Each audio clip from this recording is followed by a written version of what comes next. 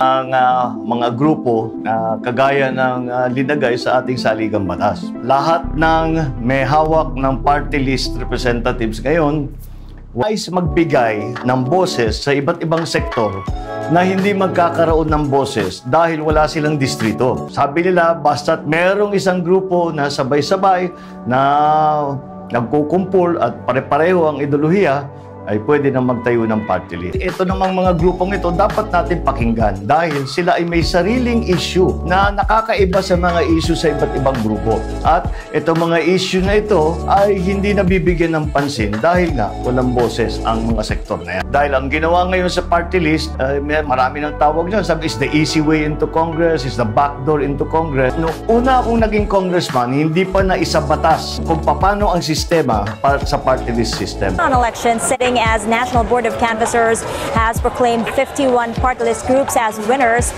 in this year's midterm elections. That is out of the 134 party list groups that vied for a seat at the House of... Itong party list, it will never come again. Bago ang Constitution, I will insist, no party list. Inabuso lahat yan. Ang nanalo ngayon may pera, representing the what? Kayong mga left, nandyan, marami kayo. Are you not really worried about what happens to the next generation? Isa sa mga nagiging issue na pinag-uusapan ay yung party list system natin. Kung ito ba ay... 2013, the Supreme Court ruled that the party list system is not limited to marginalized sectors. The High Court said it is also for other regional and small groups. 19 midterm elections, there are 134 party lists who made it to the ballot. CNN Philippines looked into the background of their nominees. We learned that at least 80 nominees are either members of political dynasties, business groups, and politicians ending their terms. Of the 80, at least 50 belong to political families.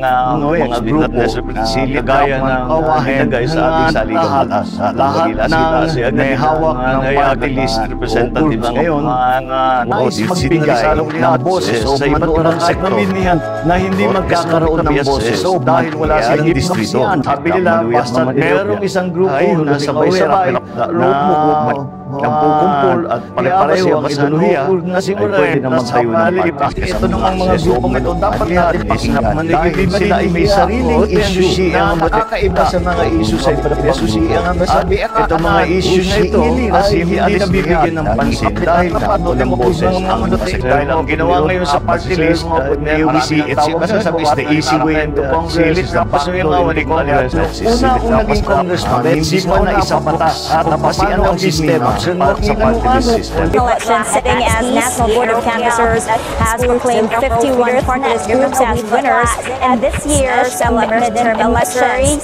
That is out of the 134 party list groups that vied for a seat at the House of Representatives.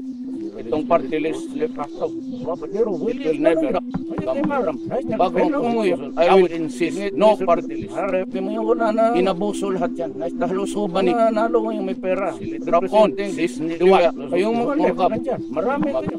Are you not really worried about what happens to the Isa sa mga nagiging issue na pinag-uusapan ay yung party list system natin. Kung ito ba ay... 2013, the Supreme Court ruled that the party list system is not limited to marginalized sectors. The High Court said it is also for other regional and small groups. 19 midterm elections, there are 134 party lists who made it to the ballot. CNN Philippines looked into the background of their nominees.